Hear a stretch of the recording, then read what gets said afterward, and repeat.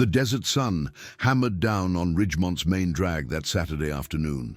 Sarah Chen stepped out of the grocery store, canvas bag weighing on her hip, her body moving with the efficient precision of 12 years in uniform. Navy corpsman, Special Operations Attachment, 3 combat tours that left scars on her jawline and deeper ones nobody could see. 3 years out, and civilian life still felt wrong, like boots that didn't fit. She spotted it before her conscious mind registered the threat. Metallic flash between parked cars, wrong angle, wrong placement. Her eyes tracked automatically to the target. Tall man in leather vest, coffee in hand, Iron Brotherhood patch clear on his back. Club president from the look of it. He wasn't moving, hadn't seen the danger. Sarah's body decided before her brain caught up. 3 strides, boots hitting pavement hard. Her grocery bag dropped, oranges scattering. She slammed into the biker's chest, shoving him sideways with enough force to send him stumbling. Gun! Her voice cut through the afternoon chatter. The pistol crack split the air. The impact came after. Sledgehammer blow to her left shoulder, spinning her half around. Heat bloomed outward, but she stayed on her feet, right hand pressing the wound, blood warm between her fingers. The street erupted. People scrambling, chairs scraping concrete. The shooter, male, medium build, black cap, already retreating down the alley. Sarah's vision narrowed, but her tactical mind kept working. Single shooter, clean shot, subsonic round, no follow-up. Targeted hit, not random. The man she'd saved stepped forward, weathered face cycling through shock and comprehension. Late 50s, silver-streaked hair, glacier blue eyes taking her measure. "You saw it coming," he said. Not a question. Sarah's breath came controlled, the way she'd learned in firefights. Saw the reflection. Barrel glint. Economy of words as shock began creeping in. Sirens wailed closer. The man carefully removed his vest, pressing it against her wound with surprising gentleness. "Marcus Stone," he said. "Appears I owe you my life." Sarah Chen. Call it professional courtesy. The last thing she registered before the paramedics arrived was Stone's expression, gratitude, respect, and something that looked like a solemn vow. At Ridgemont Memorial, she refused opioids. The young doctor frowned, but Sarah's refusal, was absolute. "I'm familiar with opioid dependence after battlefield injuries. No narcotics." She'd seen too many brothers and sisters fall to pills after coming home. Officer Mike Brennan took her statement. Army vet himself, 2 tours Iraq, that unspoken brotherhood. "The man you saved," he said carefully, "Marcus Stone. Iron Brotherhood president. Not exactly squeaky clean in the eyes of the law. Didn't check his background before pushing him out of the way." Brennan's mouth twitched. "Fair enough. Just be aware, the shooter's likely connected to a rival club, Desert Vipers. There's been tension for months." After he left, Sarah watched through the window as motorcycles gathered in the parking lot. At least a dozen riders forming up around Stone. 20 minutes later, he entered her room carrying wildflowers. "These seem more your style than roses," he said, placing them on the bedside table. They talked. She learned he was former Army Ranger, Desert Storm. He recognized her bearing, her training. The conversation was direct, no wasted words between people who understood combat. "The man who shot at you," Sarah said. "You know who he is." "Working on it. Desert Vipers have been pushing into our territory. Drugs, primarily, fentanyl. We don't touch that poison." Stone's expression hardened. "They're willing to put bullets in people on crowded streets." Before leaving, he placed a card on the table. Just a phone number. "If you need anything, you call. Day or night. The Brotherhood takes care of its own, and after today, you've earned that." The ride home was courtesy of a man called Ghost, former Army Ranger on a meticulously maintained Harley. Sarah's rental house was modest, neat, but unadorned. Inside, she examined her reflection. The woman who stared back had changed since her first deployment. Eyes that had seen too much, scars visible and invisible. Her father called. Thomas Chen, 78, retired Marine Master Gunnery Sergeant. 30 years in service before his stroke slowed him down. She gave him the abbreviated version, omitting the motorcycle club connection. He had strong opinions about outlaw bikers. That night the dreams returned. Fragmented combat memories, field surgeries, holding pressure on wounds while calling for medevac. Some instincts never went dormant. Sunday morning brought Stone back to her door. "We know who pulled the trigger," he said without preamble. "Tyler Grant, former Army, dishonorable discharge, been riding with the Vipers about 6 months. The name hit her. I treated him once, field hospital near Fallujah, 2005, multiple shrapnel wounds." Stone nodded, unsurprised. "Which means you were always a target. Grant mentioned you specifically to Viper before taking the shot." The revelation chilled her. "Why?" "You've been volunteering at the Veterans Center on 4th Street, running support groups for combat medics. That center's one of the Viper's recruitment hotspots. You helped a former Army medic get into private treatment 6 months ago instead of the pain management the Vipers were offering. They flagged you as a problem. Sarah absorbed this. She'd just been helping a fellow medic who was drowning. She hadn't known she was interfering with a drug operation." "There's more," Stone continued. "Sheriff Dalton's at your father's house. Needs to meet with us off the record. His department's compromised." At her father's modest ranch house, Sheriff Raymond Dalton sat at the kitchen table, still in uniform, but looking distinctly unofficial. "The evidence you transmitted last night," he began, "disappeared from our secure server within an hour. Backup files corrupted, physical copies missing. Inside job," Stone concluded. "Has to be. Someone with admin access.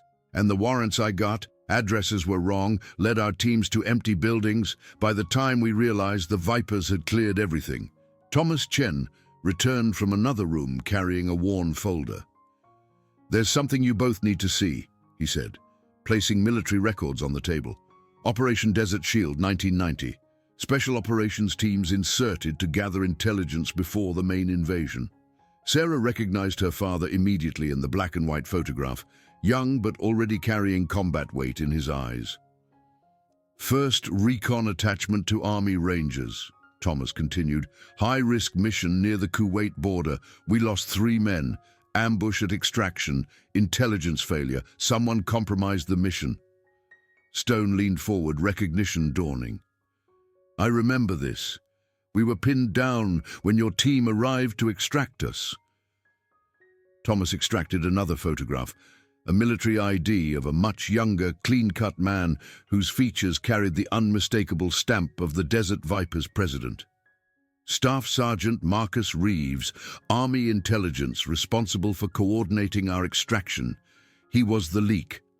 Understanding crashed over Sarah. "He sold out the mission." "We could never prove it," Thomas said grimly, "but the evidence was there." After the war, investigations started, then quietly discontinued. Politics, oil interests. Reeves walked away with an honorable discharge. "And reappeared as Viper," Dalton said, "president of an outlaw motorcycle club." Thomas turned to the last page, a list of names. "These are the surviving members of that Kuwait operation. 12 have settled in Ridgemont County over the past 20 years, including myself and Stone." Sarah felt the cold realization. He came here to bury his past by burying the men who knew it. "And using veterans as targets for his fentanyl operation," Stone added, "killing the people he once served alongside." Dalton leaned back. "Without evidence that will stand up, without knowing who in my department is compromised, I can't move against Viper directly."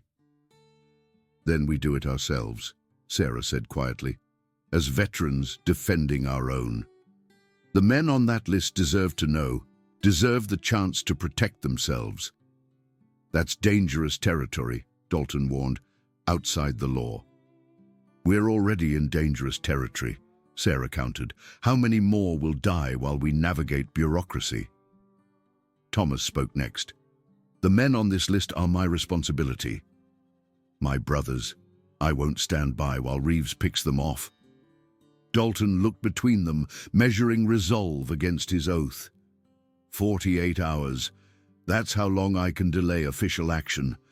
After that, I have to move regardless. They gathered at dawn, 15 veterans who had served together in Kuwait, plus Stone's inner circle from the Iron Brotherhood.